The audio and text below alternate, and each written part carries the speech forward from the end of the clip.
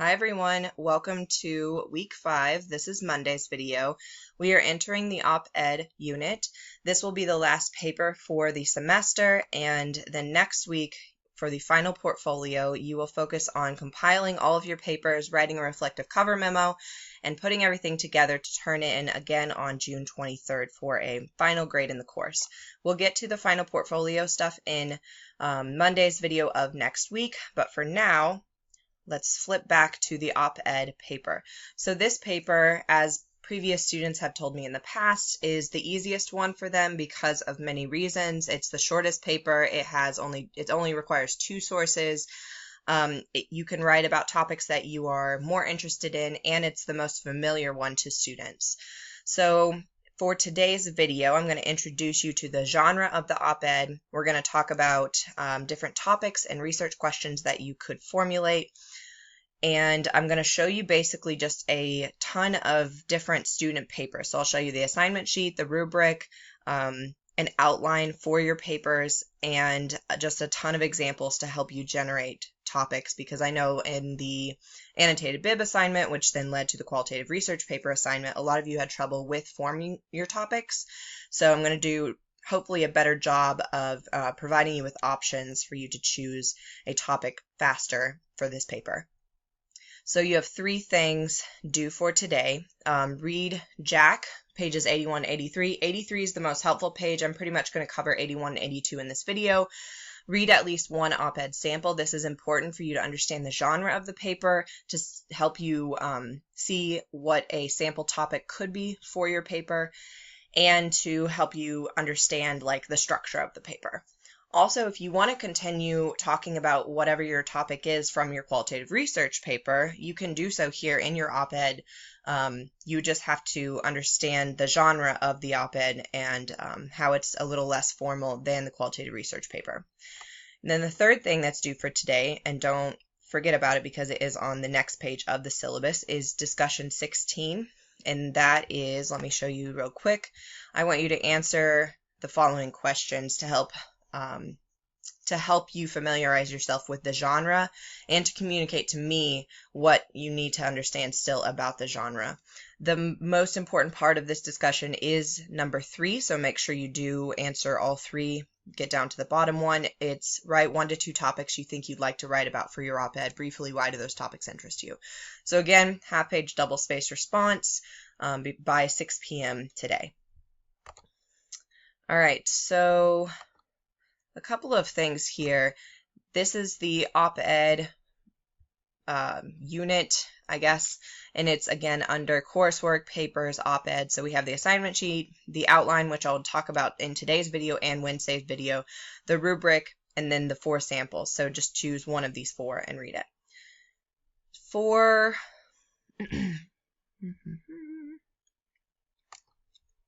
All right, for the assignment sheet, we're basically going to go over briefly what an OpEd is. So OpEd is an opinion piece, and it means opposite editorial. That's the technical wording.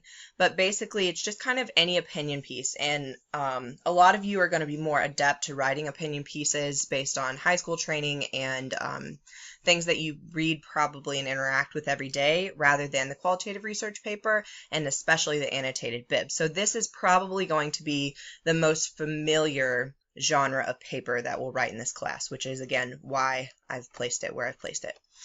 All right, so there are a couple of different procedures here. Choose a topic. You should have a minimum of 2 sources with your topic, and they can be websites. So a lot of your topics might not have an academic journal entry. You now know how to access the databases and to find academic sources. However, some papers, such as the OpEd, which would be seen in online magazines and newspapers or print publications, they are opinion pieces like I mentioned.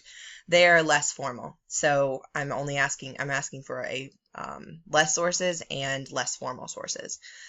And then scene language. So some of you may have taken 101 at WVU and you wrote a narrative paper, hopefully in English 101. We're going to think back all the way to the narrative paper. If you didn't take 101 here or you didn't write a narrative paper, that's completely fine. I'll take you through the process in, I believe, Thursday's video for how to write your introductions and your conclusions especially. There are some questions here which will help you with your op-ed paper if you get stumped. So you can come back to the assignment sheet, which is again online here, and you can think about those questions. Also some questions on page 83 in Jack dealing with ethos, pathos, and logos. Those should be helpful as well. All right, as you see here, 700 to 1,000 words. It's very short. If you're over 1,000, I'm going to, again, ask you to be concise and try to look at your paper and suggest some ways in my feedback to help you toward concision if you go over 1,000 words.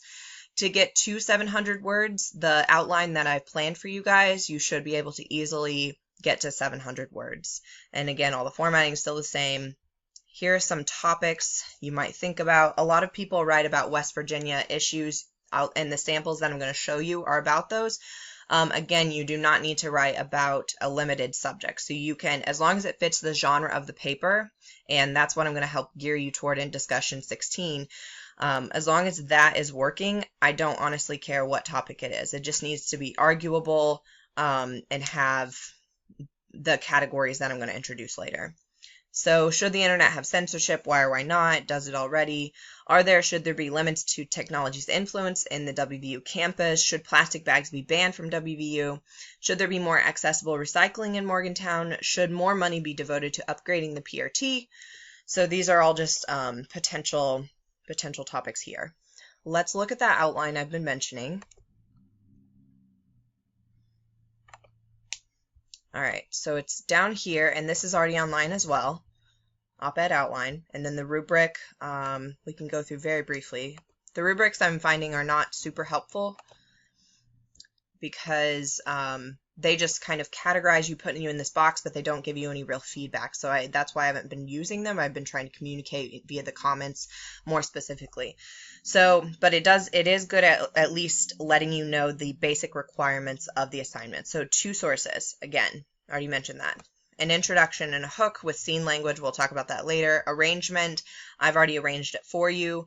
The basic thing you need to know is it's kind of like a 5-paragraph essay. You have an introduction, you have a couple of points that are pro your opinion, and then make sure you include a counter-argument. The counter-argument normally works best right before the conclusion, because then in your conclusion you can kind of counter the counter-argument and then end your paper that way. Voice and tone, that will be more important in this paper rather than the qualitative research paper, which maintains kind of a neutral scientific tone. Voice and tone here, you can be more creative with it. You can have some more personality in your op-ed. And of course, grammar, the length, make sure it meets the length, and make sure you have a works cited page with MLA 8th guidelines. All right, so let's go back to this. So as you can see here, I just talked about this introduction, definition of topic. You might say why it's important to talk about. If you're talking about the PRT or the mountain line, which a lot of students wrote about, or like Morgantown, the Morgantown tax or the Morgantown roads, there's a lot of transportation issues that my students last semester wrote about. If you're writing about any of those, it would be helpful for you not to assume that the reader is already completely familiar with that topic. So in your second paragraph after your introduction, you can set up a definition of that topic briefly, like what is the Morgantown tax, or what hours do the PRT run, how does it run, and before you get into the issues of it. So there might be, the first issue could be paragraph 3, second issue could be paragraph 4, and then you have your counter argument, and then you're done. So that's just one way that you could outline your paper. I'm going to put this online, or no, this is already online, sorry, it's the outline.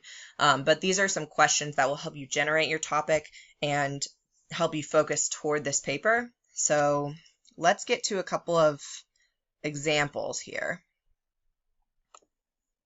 Sample 1, this talks about advising at West Virginia University. So the first 4 online, and then I'm going to branch off into some other ones that I didn't put online.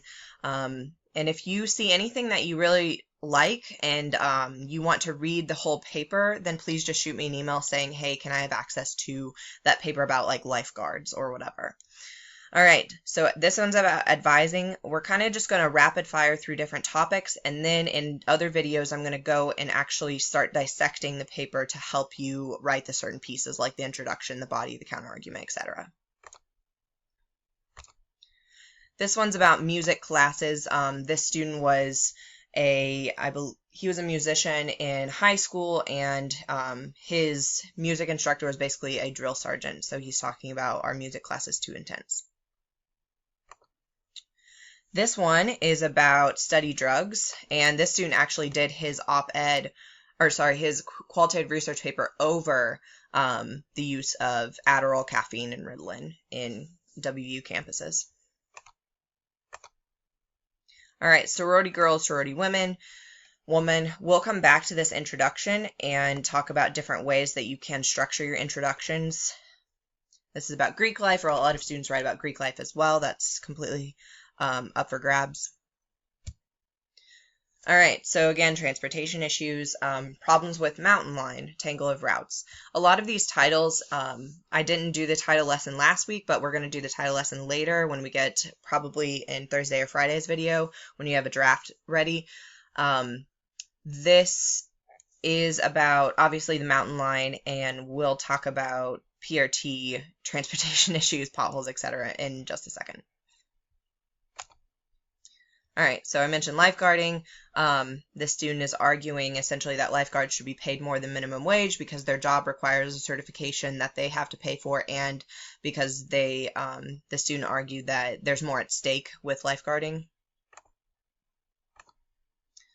All right, a pothole a day, Morgantown road repair isn't cutting it. So this student, again, talks about the Morgantown tax and how the Morgantown roads are not improving based on this new implemented tax. It's been in effect for over a year now, and he sees no documentable effects of that tax. And he does a little bit of research here. Not a lot, but he has the two minimum sources. So this is just talking about the fee, and then this is talking about how terrible the Morgantown roads are, as you can all probably attest to.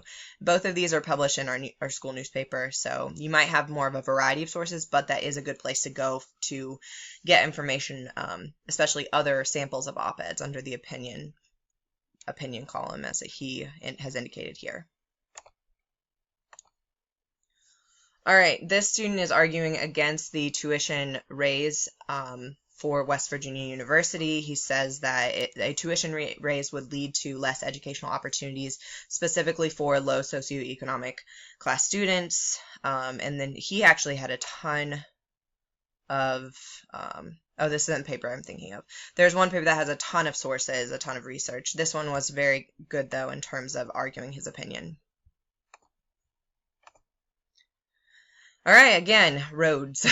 So there's another paper here. The one earlier, I believe, was a little bit more descriptive, a little bit better, but he used the exact same article as the other paper. All right.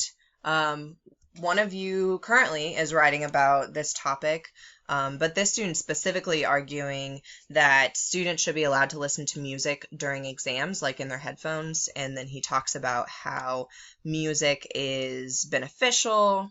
So there's quite a few sources here, a little bit more credible in terms of Johns Hopkins rather than just the school newspaper. Yeah, he used a journal of neurology, so a little bit more credibility to his argument. And the last one that I will show you in this video is WVU stereotypes. So this student always faced the inevitable comments from her family when she would go home. Oh, WVU is a party school, so what are you learning there, etc. And so she wrote a paper kind of against those stereotypes, and this is the one with all of the research. So again, there's a ton here. You guys only need 2 sources, but I hope that this is helping to spark some ideas for your topics. So please let me know what they might be in discussion 16, and we will continue with structure, outline, etc. in tomorrow's video.